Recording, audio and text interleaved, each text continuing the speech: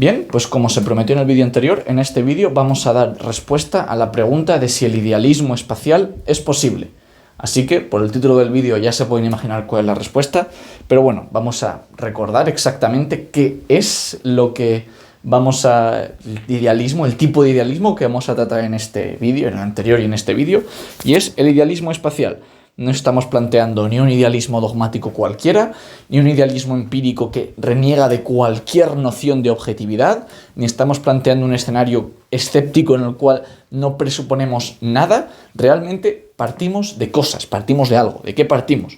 De la experiencia interna como mínimo. El idealismo espacial que estamos planteando sí que presupone la experiencia interna. Por supuesto, presupone todas las premisas que hemos planteado de la filosofía trascendental. Estamos suponiendo que es una tesis, un escenario donde sí que tenemos herramientas con las que trabajar. No es simplemente una tesis, una persona dogmática o una persona escéptica, sino que realmente planteamos el agnosticismo trascendental. Estamos viendo si esta tesis es compatible con el agnosticismo trascendental, con el idealismo trascendental y con la filosofía trascendental, ¿no?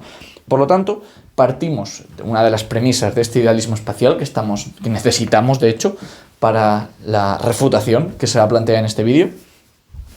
Y es que la experiencia interna tiene que ser verdad, real, objetiva, lo que queramos, pero se tiene que partir por lo menos del hecho o de la verdad de la experiencia interna. Lo que se pone en duda, directamente se dice que es falso, es la experiencia externa. De la experiencia externa se dice que es falsa, que es incognoscible, que es conocimiento menos valioso que el de la experiencia interna, como lo queramos plantear. El punto es que la experiencia externa se ve como algo indirecto, un conocimiento indirecto de los objetos, una información que nos tiene que llegar, mientras que la experiencia interna de alguna manera es información que ya está en nosotros y por lo tanto es un conocimiento más accesible, más directo, ¿no? Sería un poco la tesis que un idealista espacial debe estar teniendo en mente. Pues bien, la reflexión que se planteó en el vídeo anterior precisamente nos llevaba a que la pregunta sobre si es o no posible el idealismo espacial es equivalente a preguntarse si es o no posible un referente permanente sin espacio, puesto que para poder hablar de experiencia interna teníamos que hablar de determinación temporal objetiva, y para hablar de determinación temporal objetiva teníamos que hablar de sustancia permanente en el tiempo. Pues precisamente lo que necesitamos para poder hablar de experiencia interna es hablar de experiencia interna dentro del idealismo espacial, es hablar de un referente permanente en el tiempo sin poder presuponer el espacio para este referente permanente, puesto que ya hemos dicho en vídeos anteriores que esas sustancias permanentes cuyos accidentes van cambiando es precisamente lo que denominamos objetos, lo que denominamos cosas. Entonces, si hubiese alguna cosa permanente en el tiempo que se encuentre en el espacio, una cosa que es permanente en el espacio y en el tiempo, ya habría un objeto externo y ya no estaríamos en un escenario idealista espacial, puesto que estamos presuponiendo como mínimo la experiencia de un objeto externo, ¿no? Así que ya se pueden imaginar que para poder hablar de una refutación del idealismo tenemos que poder mostrar que no es posible, ¿no? Que un referente permanente se pueda plantear sin la representación espacial del mismo, es decir, una cosa que permanece en el tiempo y que no se encuentra en el espacio.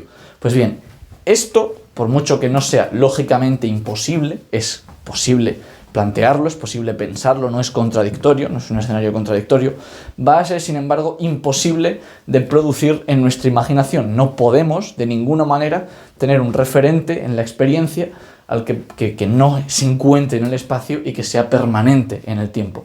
¿Y esto a qué se debe? Pues a las condiciones de nuestra sensibilidad y de nuestra imaginación productiva. No es algo que yo pueda mostrar, pero si lo piensan ustedes, no es posible imaginarse el cambio de algo permanente sin espacio. Les debe resultar completamente imposible. En el tiempo todo está variando, no hay nada permanente en el mero tiempo, es en el espacio donde ustedes pueden plantear cambios de objetos en los cuales sí cambian los accidentes, pero se mantiene algo permanente, y eso es gracias a que el espacio es permanente en ese tiempo, mientras que el propio tiempo está constantemente variando, se están constantemente dando representaciones sucesivas, no hay nada permanente que ustedes puedan encontrar en el propio tiempo. Lo único que pueden encontrar es el tiempo en sí, pero no ninguna representación permanente en el propio tiempo sin presuponer el espacio. Recuerden que aquí lo que estamos viendo es si es posible hacerlo sin presuponer el espacio. Pues bien, para poder demostrar que este escenario del idealismo espacial no es posible, al margen de esta reflexión, que, como digo, es complicada verbalizarla porque precisamente no tengo herramientas para darles a ustedes un caso en el cual no hay espacio. Tienen ustedes que imaginárselo de manera privada, pero sí que puedo proporcionar el axioma que necesitamos para esta demostración. Y es que este axioma es sumamente fácil de plantear. Simplemente tenemos que recordar que para poder formar estos juicios que denominamos, estos juicios sintéticos a priori, que denominamos principios de la objetividad, necesitábamos los esquemas trascendentales. No eran simplemente las categorías, sino que eran las categorías en su uso empírico. Es decir, esquemas trascendentales. Necesitábamos juntar el morfé de la sensibilidad, el morfé, la forma pura de la intuición sensible, con las categorías, las concepciones puras del entendimiento. Bien, y en estos esquemas trascendentales que sintetizaban la multiplicidad de la intuición pura con esas categorías, siempre estaba presente el tiempo, puesto que el tiempo era la forma de toda intuición sensible, así que el tiempo estaba sí o sí. Del espacio no comentamos nada realmente, si lo piensan, en los esquemas trascendentales. Comentamos, bueno, que sí, que había esquemas, por ejemplo, cuantitativos espaciales, como el esquema de triángulo, de cuadrado, de cubo. Todo eso son esquemas puros, esquemas cuantitativos que presuponen el espacio. Pero el esquema trascendental cuantitativo no presuponía el espacio, era simplemente la agregación de unidades en el tiempo. No necesitábamos presuponer el espacio a menos que, de hecho, agregásemos unidades en el espacio, ¿no? Por otro lado estaba el esquema, por ejemplo, de movimiento, que era un esquema en el cual se planteaba una sustancia cuyo accidente, que era la posición en el espacio, variaba. Pues ahí, evidentemente, se presupone el espacio, la forma espacial en ese esquema empírico de sustancia. Sin embargo, en ningún momento se planteó si el esquema trascendental de sustancia necesitaba o no la representación de espacio. Pues bien, aquí precisamente lo que vamos a poner en este axioma es que sí, que necesitamos el espacio para poder formar el esquema trascendental de sustancia, y por lo tanto todos los esquemas trascendentales que necesitan presuponer el esquema trascendental de sustancia van a tener que presuponer al espacio. Es decir, todo lo que tiene que ver con causalidad, comunidad, existencia posible, existencia actual y existencia necesaria van a tener que presuponer al espacio. Si este axioma fuese verdad, que, bueno, pues no puedo demostrarlo, lo dicho, tienen ustedes que reflexionar al respecto para darse cuenta, pero yo creo que si realmente se toman en serio esto de no presuponer el espacio, se darán cuenta de que es imposible presuponer una sustancia permanente en el tiempo sin presuponer un espacio en el que esta sustancia se pueda alojar. Así que, axioma de la imaginación productiva que introducimos aquí y que no había sido introducido anteriormente, puesto que, lo dicho anteriormente, no se había distinguido ese matiz de que puede haber experiencia externa y experiencia interna, de la misma manera que hay intuiciones externas e intuiciones internas. Es en este par de vídeos donde esto se está empezando a plantear de manera seria. Pues bueno, aquí es donde el espacio va a ser introducido como una condición necesaria de la experiencia interna, así como de la experiencia externa. Pues bien, axioma de la imaginación productiva: es imposible imaginar la permanencia de una sustancia en el tiempo sin presuponer el espacio. El espacio acaba de formar parte también de nuestro elenco de elementos trascendentales, no solamente para las intuiciones externas o para la experiencia externa, sino para, por lo menos de momento, y ahora veremos en la demostración que va a ser más elaborado, pero de momento también para el esquema trascendental de sustancialidad. Y, como ya se pueden estar imaginando, el esquema trascendental de sustancialidad es importante porque aparece en el principio de sustancialidad, y eso era condición de posibilidad de la experiencia en general. Así que ya se pueden ir imaginando que el espacio va a ser condición de posibilidad de la experiencia en general, experiencia interna y experiencia externa. Bien, pues formalicemos eso mediante un teorema.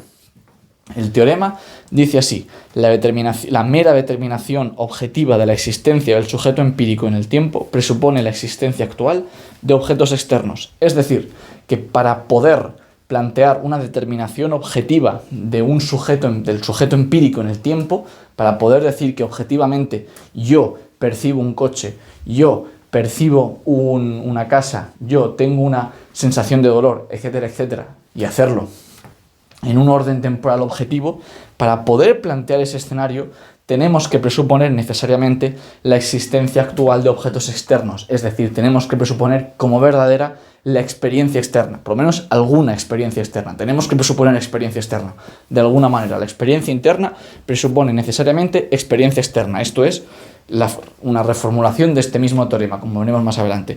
Bien, vayamos paso a paso para la demostración, puesto que aquí aparecen muchos elementos que ya se introdujeron en el vídeo anterior, pero que ahora tenemos que organizar de manera más seria.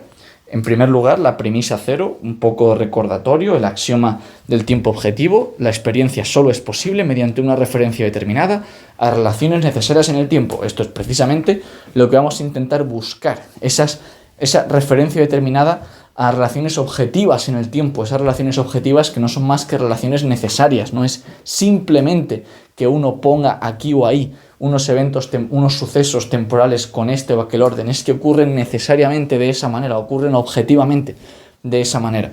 Pues bien, esto lo pongo como recordatorio, la premisa 0.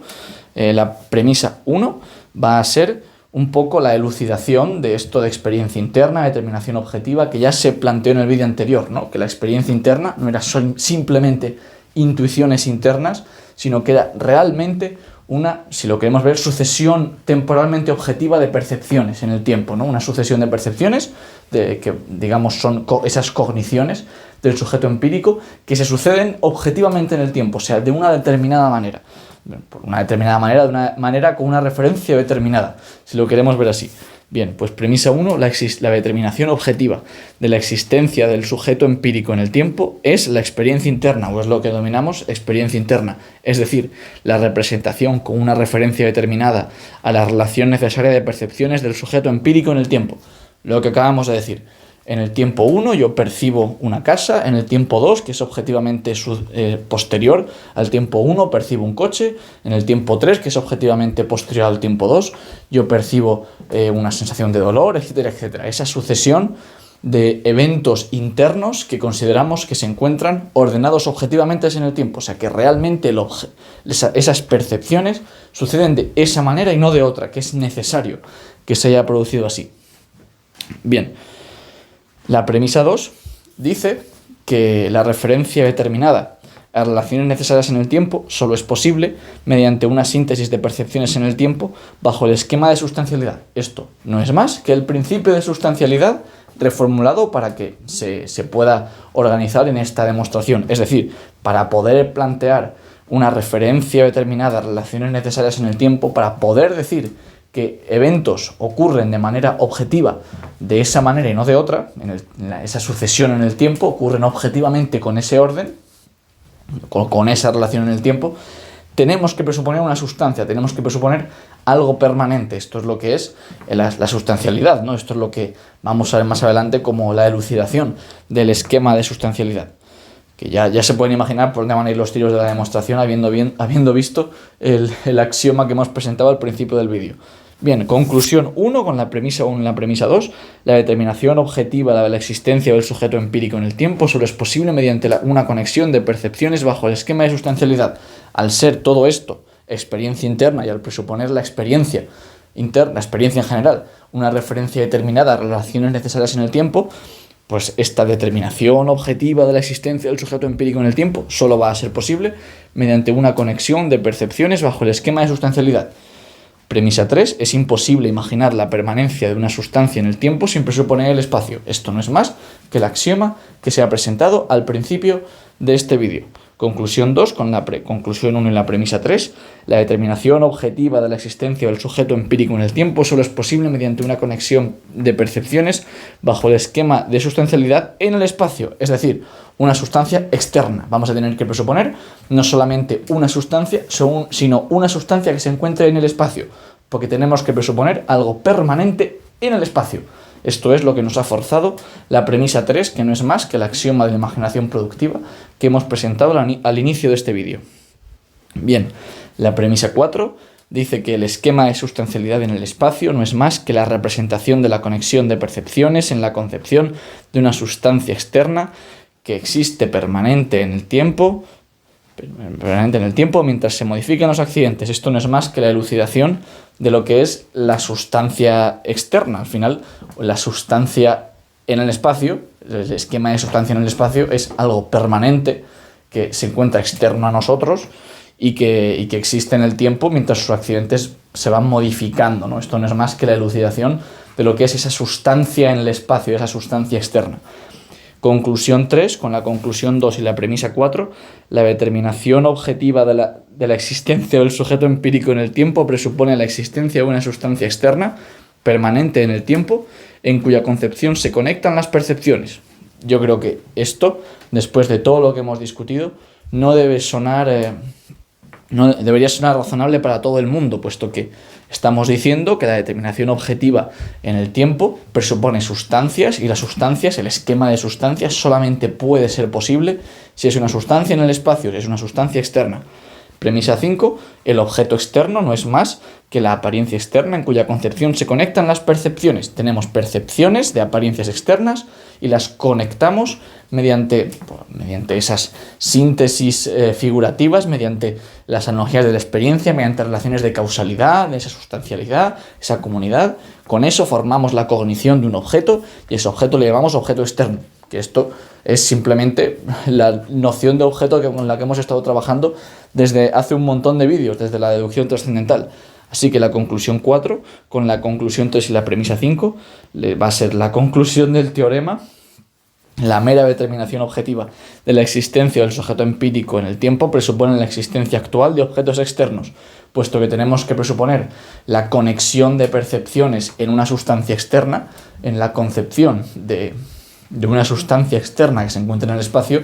A eso es precisamente lo que vamos a denominar objeto externo. Así que estos objetos externos tienen que existir, tienen que ser actuales, tienen que ser el caso para que podamos hablar de determinación objetiva de la existencia del sujeto empírico.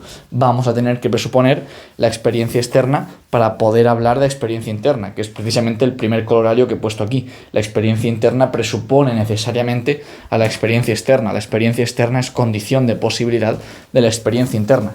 Y es aquí donde se ve el punto débil del planteamiento idealista que hemos planteado inicialmente, puesto que si queremos presuponer a la experiencia interna, si queremos presuponer cogniciones del sujeto empírico, del objeto interno, tenemos que presuponer la experiencia externa. De otra manera, realmente no podemos tener cogniciones del sujeto empírico. Lo único que podemos tener son intuiciones internas. Eso no hay ningún problema y no es contradictorio con lo que se está presentando aquí.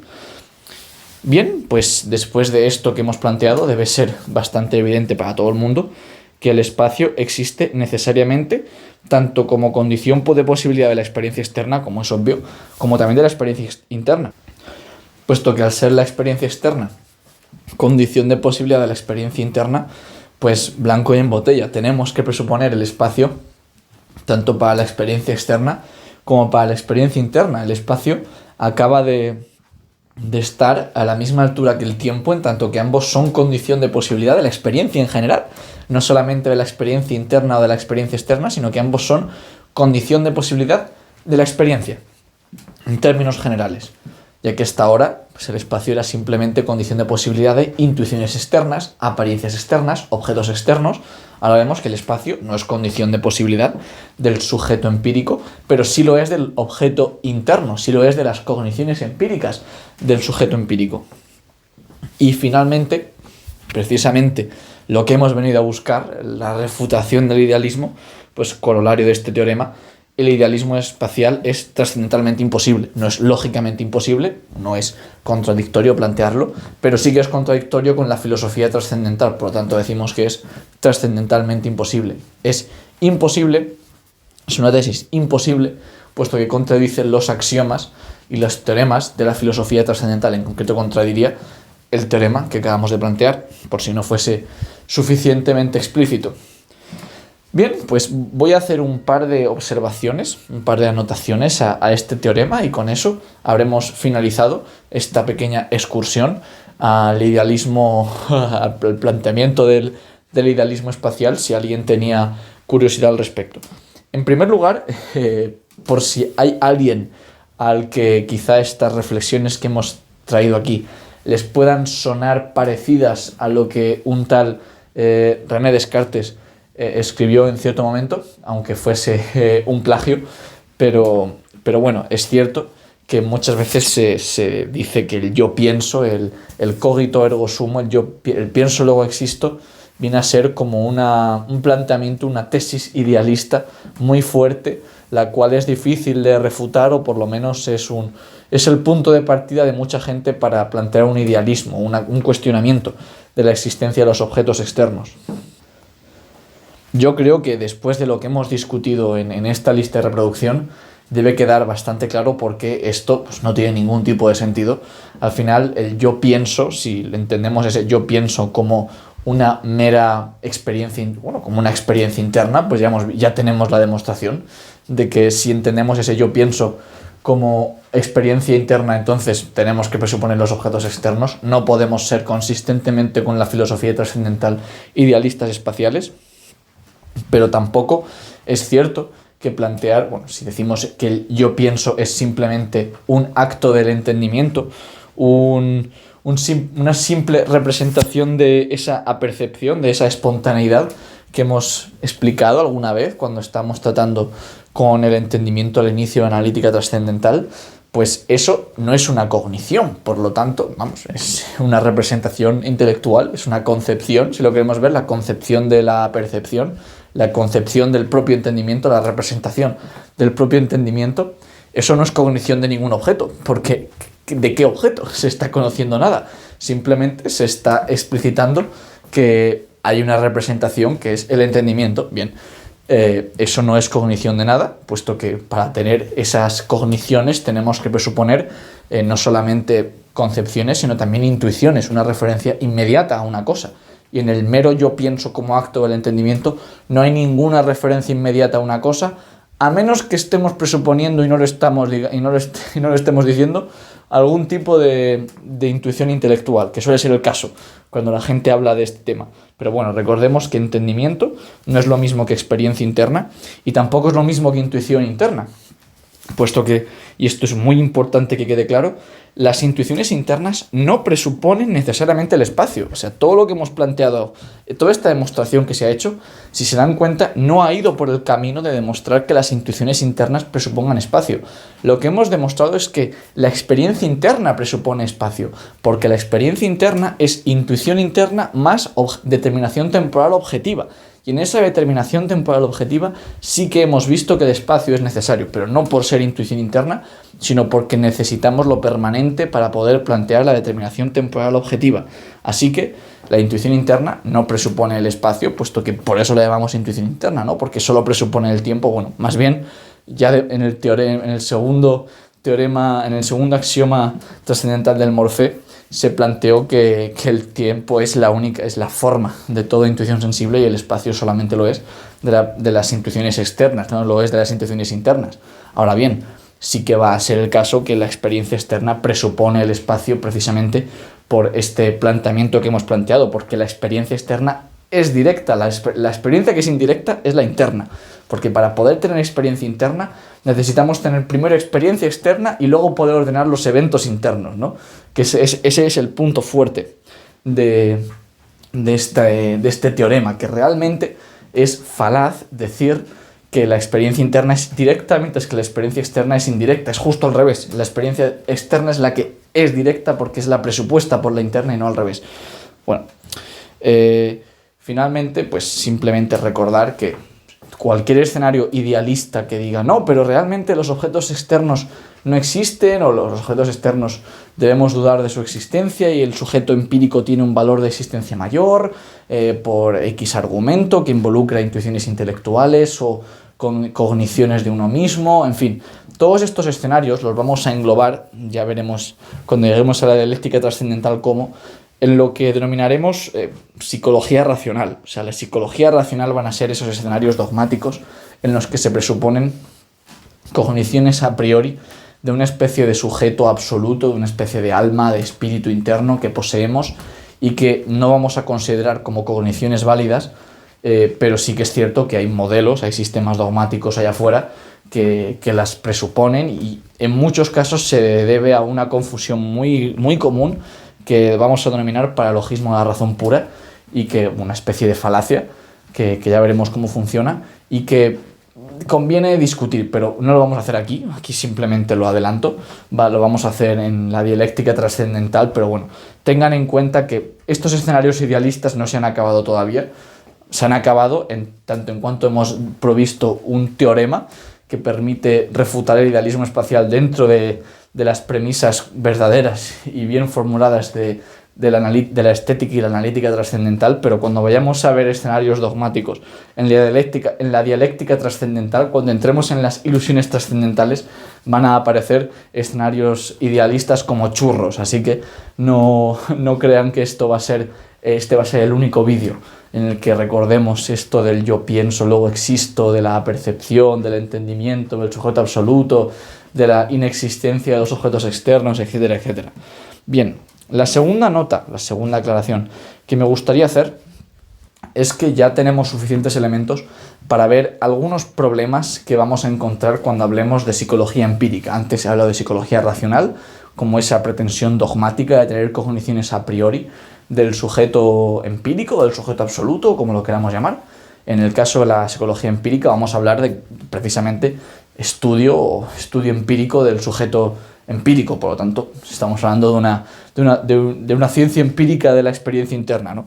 Bien, en primer lugar, la cognición empírica, la experiencia, la hemos dividido en dos tipos: experiencia externa, experiencia interna. La experiencia externa tenía que ver con esos objetos externos, y la experiencia externa con los objetos externos, la experiencia interna con con el objeto interno.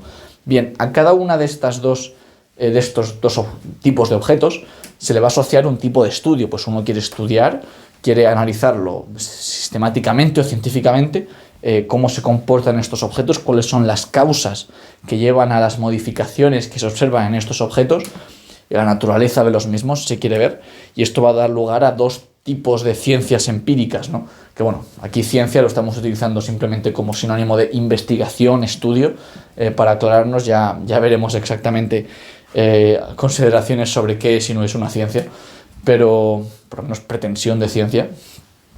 Vamos a denominar ciencia natural a toda ciencia, toda investigación de los objetos externos, y aquí es donde se va a encontrar la física, la química, la biología, la geología, etcétera, etcétera.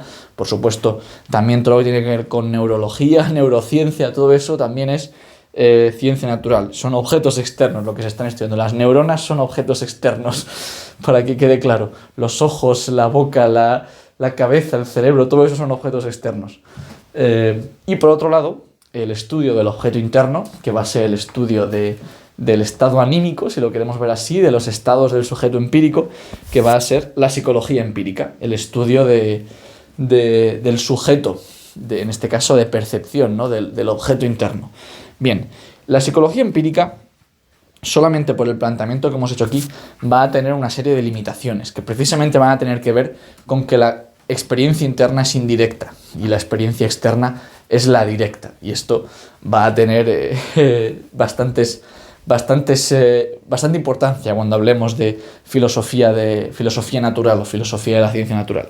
En primer lugar, el objeto de la psicología empírica solo es temporal, no es espacial. Por lo tanto, no vamos a poder emplear los axiomas de la intuición espacial. Esto ya es una limitación respecto a la cantidad de cogniciones puras, cogniciones a priori, que se van a poder emplear en esta ciencia. Pues en la psicología empírica no tenemos el espacio. Por lo tanto, tenemos el espacio en la experiencia externa, pero cuando queremos estudiar la experiencia interna, ahí ya queremos estudiar un objeto que no es una cosa que no es espacial. Presuponemos el espacio para ordenar temporalmente los eventos, pero no tenemos realmente un espacio cuando hablamos del sujeto empírico.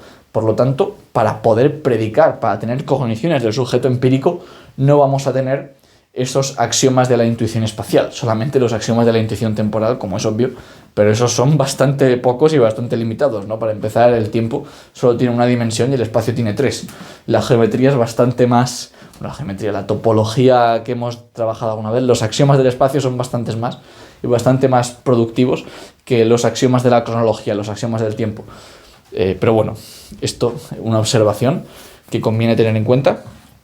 Por otro lado, la experiencia interna no va poseer el mismo grado de objetividad que la externa. Básicamente porque la experiencia interna necesita la experiencia externa, ¿no? Al final, la experiencia externa va a tener un grado de objetividad muy grande. De hecho, precisamente por eso decimos que es directa y la experiencia interna es indirecta, porque la objetividad de la experiencia interna realmente reside en la experiencia externa. Todo grado de objetividad de la experiencia interna reside en la experiencia externa, puesto que el grado de objetividad de la experiencia interna precisamente tiene que ver con la capacidad de ordenar objetivamente los eventos, los sucesos, y eso es gracias a la experiencia externa. Realmente la experiencia interna, con esa multiplicidad de la intuición interna, no provee ningún grado de objetividad, puesto que no provee de ningún tipo de aporte a esa referencia determinada, a relaciones necesarias en el tiempo. Y esto va a ser una limitación bastante grave para cualquier estudio del sujeto empírico, por lo tanto para la psicología empírica. Y finalmente, y esto creo que es importante destacarlo, el único sujeto empírico al que tenemos acceso es a nosotros mismos. El único sujeto empírico al que yo puedo acceder es a mí mismo. Yo a ustedes no puedo acceder a su sujeto empírico, solo puedo acceder a su cuerpo, si lo queremos ver así, pero su cuerpo es una experiencia externa mía, no es una experiencia interna que yo tengo de ustedes. Yo no tengo experiencias internas de ustedes, yo tengo experiencias internas de mí. Por lo tanto, yo puedo aplicarle la física y la biología a ustedes, pero no puedo aplicarle la psicología empírica, porque no hay ningún tipo de sujeto empírico. Puedo, en todo caso, suponer que su comportamiento, su manera de comportarse y de reaccionar a lo que yo, por ejemplo, digo o hago, puede deberse a que hay un sujeto empírico detrás de ese comportamiento, detrás del movimiento de ese cuerpo que yo observo en mi experiencia externa. Pero por supuesto esto no es algo de lo que yo tenga cognición, no es una cognición el hecho de que ustedes posean sujeto empírico, es algo incognoscible y por lo tanto pues, queda fuera de lo que la filosofía trascendental puede proveernos y queda fuera de todo tipo de estudio científico y riguroso, puesto que la filosofía trascendental provee de esos elementos de objetividad, de esos elementos de verdad, en tanto en cuanto es cognición, de verdad cognoscitiva, y en este caso, pues que ustedes tengan sujeto empírico para mí es incognoscible. Yo solamente puedo contemplar la existencia de mi sujeto empírico y por lo tanto puedo hacer psicología empírica sobre mi sujeto empírico, que es el único al que tengo acceso para poder comprobar cualquier tesis sobre psicología empírica que yo crea que debo plantear, ¿no? Y eso pues es una limitación, claramente, puesto que al final no es correcto o no me parecería demasiado razonable plantear una especie de psicología intersubjetiva, pero bueno, esto ya lo plantearemos en otras circunstancias, no aquí. Simplemente quería dejar claro estos 3 puntos, puesto que si en algún momento volvemos a hablar de filosofía natural, de filosofía de la ciencia natural, sobre todo de filosofía de la psicología o de filosofía de la mente, pues esto va a ser una cuestión recurrente, puesto que todo lo que tenga que ver con filosofía de la mente o con filosofía de la ciencia o filosofía de la psicología, vamos a volver una y otra vez a este apartado de la refutación del idealismo para recordar exactamente a qué nos referimos por psicología. Recordemos la definición que hemos dado como estudio del objeto interno, no es simplemente el comportamiento, es el objeto interno, es el sujeto interno y por lo tanto pues dejamos ahí para que ustedes reflexionen si lo consideran oportuno. Y finalmente, pues voy a poner aquí un resumen de esto de la refutación del idealismo, en el cual vuelve a aparecer ese diagramita, donde la experiencia interna recibe información o, digamos, forma parte o contiene todos estos elementos, ¿no? Los entes de la imaginación, los sentimientos, los sueños, los elementos subjetivos de la imaginación reproductiva, que esto se discutió en el vídeo anterior.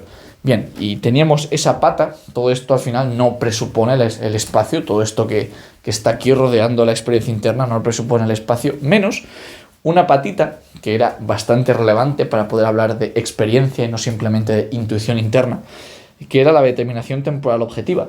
Y vemos que ahora esa patita tiene también otra rama, que es precisamente la experiencia externa. Es decir, la experiencia externa está necesariamente relacionada, la experiencia interna necesita necesariamente, valga la redundancia, a esa experiencia externa y no tiene escapatoria.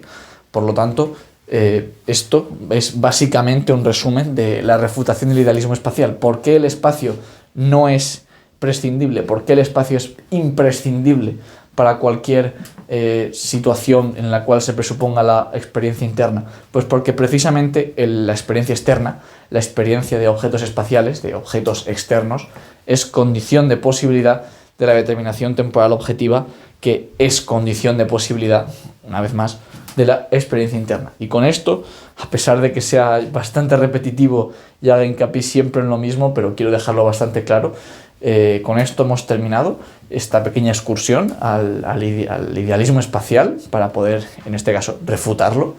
Y en los próximos vídeos terminaremos las últimas reflexiones de analítica trascendental y podremos pasar a la dialéctica trascendental.